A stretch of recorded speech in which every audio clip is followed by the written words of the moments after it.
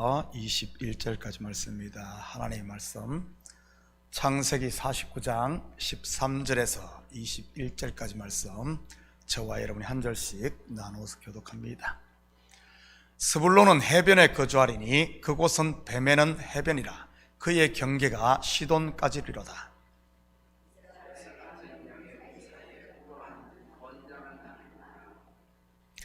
그는 쉴 곳을 보고 좋게 여기며 토지를 보고 아름답게 여기고 어깨를 내려 짐을 메고 앞지 아래에서 섬기리로다.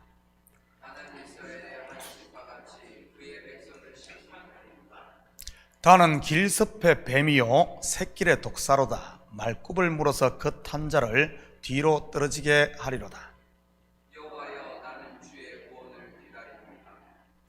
갓은 군대의 추격을 받으나 도리어 그 뒤를 추격하리로다.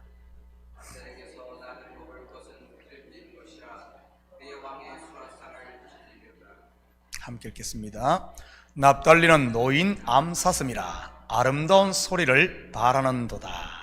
아멘. 좋은 아침입니다. 오늘 어제 새벽에 이어 야곱의 5번째 아들인 스불론부터 납달리에게 한 아버지의 축복에 대해 살펴보도록 하겠습니다. 너희가 후일에 당할 일을 내가 너희에게 이르리라. 무슨 의미라고 했습니까? 여기서 후일은 마지막 날 또는 말세를 말한다고 했습니다. 구약에서 말세에 일어날 일이 무엇입니까? 바로 메시아가 오셔서 자기 백성들을 구원하는 일입니다. 물론 히브리어 메시아는 기름 부음 받은 자라는 뜻으로 신약의 헬라어로 말하면 그리스도인 것이고요. 바로 예수 그리스도 말이지요. 결국 야곱이 12아들들에게 한 축복은 전부 예수 그리스도와 연결된 이야기라는 사실입니다. 또한 그리스도를 머리로 한 교회 공동체의 이야기이기도 한 것이고요. 어제 새벽에 공부한 장자인 르우벤, 그의 형제인 시몬과 레위는 율법의 저주와 심판, 그리고 유다는 예수 그리스도를 통해 이루어질 제사함과 구원의 스토리가 담겨 있음을 공부했습니다. 다시 말해 신약으로 말한다면 사복음서의 이야기라고는 할까요? 그렇다면 오늘 읽은 스불론에게는 어떤 복음 메시지가 담겨 있는지 같이 공부해 보도록 하겠습니다. 13절입니다. 스불론은 해변에 거주하리니 그곳은 뱀에는 해변이라. 그의 경계가 시돈까지리로다. 성경을 겉으로만 보다 보면 마치 스불론 지파가 차지할 땅을 이야기하는 것처럼 보입니다. 그래서 일부 주석가들은 그렇게 해석을 하고요. 그런데 실제 여호수아가 땅을 분배할 때 보면 스불론 지파가 분배받은 땅은 해변도 그 경계가 시돈까지도 아닙니다. 물론 몇몇 지파에 대해서는 맞는 경우도 있지만 말이지, 성경을 구속사의 눈으로 보지 못하면 억지로 끼워 맞추기식이 될 수 있는 것입니다. 그러다 보면 결국 스스로의 모순에 빠지게 되는 것이고요. 그렇다면 스불론이 해변에 거주하고 그 경계가 시돈까지라는 이 축복 속에는 어떤 구속사적 의미가 있는 것일까요? 먼저 스불론이라는 이름의 뜻이 무엇인지부터 보십시다. 창세기 30장 20절입니다. 레아가 이르되 하나님이 내게 후한 선물을 주시도다. 내가 남편에게 6 아들을 낳았으니 이제는 그가 나와 함께 살리라 하고 그의 이름을 스불론이라 하였으며. 스불론은 무슨 뜻이죠? 후한 선물 또는 그가 나와 함께 살리라, 즉 함께 산다는 말입니다. 마태복음 28장 20절입니다.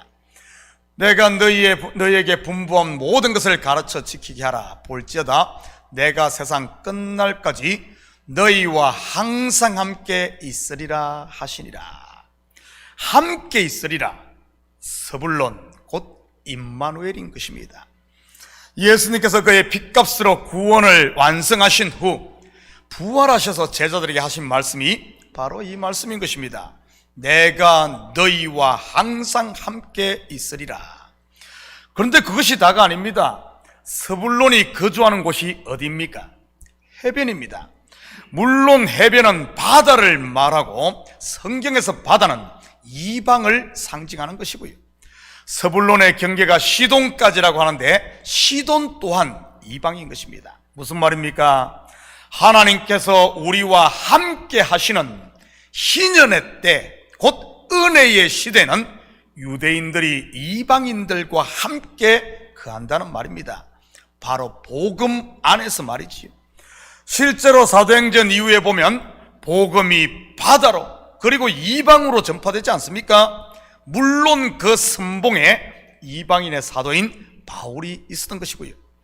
우리가 잘 아는 수제자 베드로 또한 이방 선교의 앞장을 섰습니다. 대표적인 경우가 로마의 백부장인 고넬료 가정에 복음을 전한 것이고요. 저는 우리 교회가 서불론이 될 수 있기를 축복합니다. 하나님과 함께하고 전에는 이방인이었던 곧 원수였던 사람들과 그리스도 안에서 사랑으로 함께 거하는 삶 말이지. 유대 곧 자기라는 바운더리를 넘어 이방 곧 다른 사람의 마음을 살필 줄 아는 삶 말입니다. 14절 15절입니다. 이사가란 양의 우리 사이에 꿀한전 건장한 나귀로다. 그는 쉴 곳을 보고 좋게 여기며 토지를 보고 아름답게 여기고 어깨를 내려 짐을 메고 앞제 아래서 섬기리로다. 이사갈의 이름의 뜻이 무엇입니까? 창세기 30장 18절입니다. 레아가 이르되 내가 내 시녀를 내 남편에게 주었으므로 하나님이 내게 그 값을 주셨다 하고 그 이름을 이사갈이라 하였으며, 바로 값을 지불하다는 뜻입니다. 저와 여러분의 생명값을 지불하신 분이 누구십니까? 바로 예수 그리스도인 것입니다. 그리고 옥토가 된 저와 여러분을 보시고 아름답게 여기실 뿐만 아니라 우리의 짐을 대신 지고 계시는 것이지. 예수님께서 우리 가운데 이사갈로 오셨다면 예수님의 제자된 우리 또한 이사갈로 살아야 하는 것 아니겠습니까? 하나님께서 우리에게 주신 쉴 곳, 곧 은혜와 평강을 감사함으로 누리며 옥토가 된 성도들을 아름답게 보는 것 말이지. 다른 사람의 허물과 죄를 덜쳐내는 것이 아니라 덮어주고 대신 짐을 나누어 지는 것 말이지. 저는 우리 참교회 공동체가 서로의 짐을 나누어 지고 섬기는 이사갈로 살 수 있기를 축복합니다. 왜냐하면 우리는 그리스도를 머리로 한 그의 몸된 하나의 지체들이니까요. 16절에서 18절입니다. 다는 이스라엘의 한 지파같이 그의 백성을 심판하리로다. 다는 길섭의 뱀이요 샛길의 독사로다. 말굽을 물어서 그 탄자를 뒤로 떨어지게 하리로다. 여호와여, 나는 주의 구원을 기다리나이다. 단이라는 이름의 뜻은 심판입니다. 우리가 보통 심판하면 부정적으로만 생각하는 경향들이 있습니다. 그리고 뱀 또한 마찬가지지.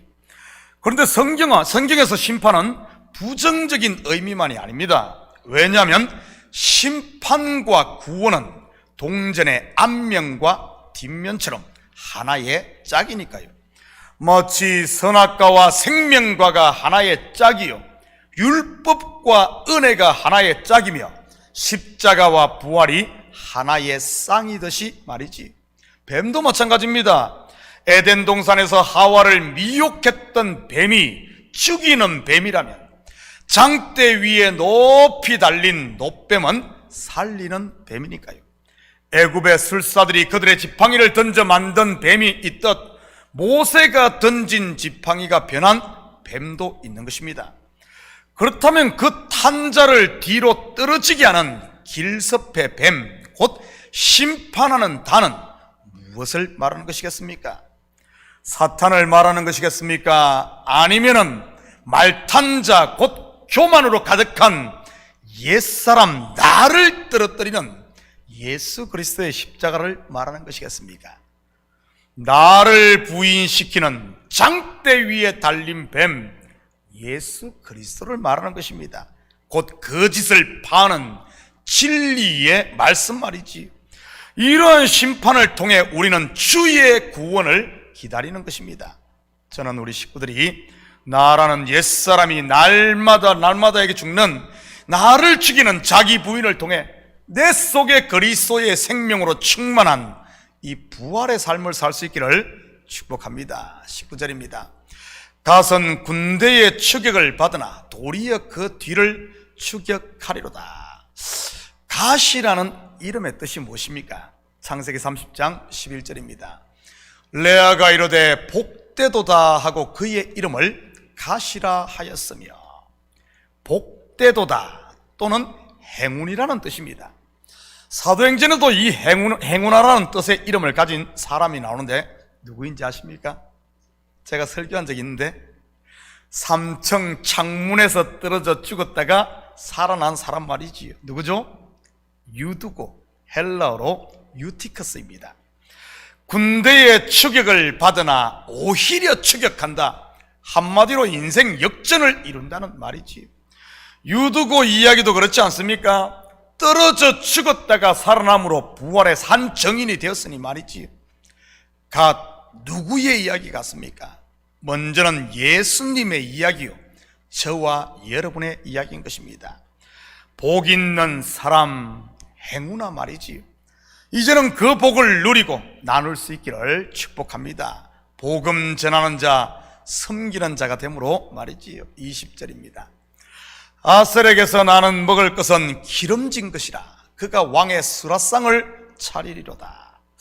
아셀이라는 이름의 뜻은 기쁨입니다. 바로 예수님께서 자기를 내려놓는 순종을 통해 하늘 아버지의 뜻을 이루므로 하나님이 기뻐하시는 자가 되신 것이지. 또한 예수님께서는 아셀로 우리 가운데 오셔서 친히 생명의 떡이 되어 주셨던 것입니다. 예수님께서 생명의 떡이 되셨다면 그의 제자된 우리 또한 서로를 살찌게 하는 영의 양식을 공급하는 자가 되어야 하는 것입니다. 말씀으로 위로하고 말씀으로 권면하고 또한 말씀을 나눔으로 말이지요. 저는 우리 교회에 이런 말씀 나눔이 왕성하게 일어나 풍성한 생명의 떡이 넘쳐나기를 축복합니다. 한 절만 더 보고 마칩니다. 21절입니다. 납달리는 노인 암사슴이라 아름다운 소리를 바라는도다. 무슨 말입니까? 예수님께서 이 땅에 납달리러 오셔서 구원의 기쁜 소식을 전하셨다는 말입니다. 물론 저와 여러분 또한 복음 들고 산을 넘는 아름다운 발을 가진 납달리로 살아야 하는 것이고요. 사랑하는 성도 여러분, 오늘 하루도 교회의 머리 되신 그리스도께서 걸었던 길을 그의 몸의 지체인 우리 또한 따라감으로 이 땅 가운데 작은 예수로 생명을 흘려보내는 통로로 쓰임받는 이런 복된 하루가 되시기를 예수님의 이름으로 축복합니다. 같이 기도하십시다. 사랑의 아버지 하나님, 참으로 감사를 드립니다. 아버지 하나님, 이 새벽도 깨우시고 다시 한 번 더 내가 누구인지 점검하며 마귀를 쫓아가는 것이 아니라 예수님을 쫓아가는 거룩한 제자로 사는 저희들 되게 도와주시옵소서. 오늘 하루 발걸음마다 주께서 친히 우리와 함께 하시고 우리의 발걸음이 복되게 하시고 우리의 입술을 통해서는 아름다운 아버지 하나님 생명의 복음만이 증거되어지며 사람을 죽이는 자가 아니라 살리는 자, 낙심시키는 자가 아니라 일으키는 저희들 될 수 있도록 도와주시옵소서. 이 새벽 강구하는 기도 제목마다 주님 속히 들으시는 줄 믿사오며 이 모든 말씀 예수님의 이름으로 기도드립니다. 아멘.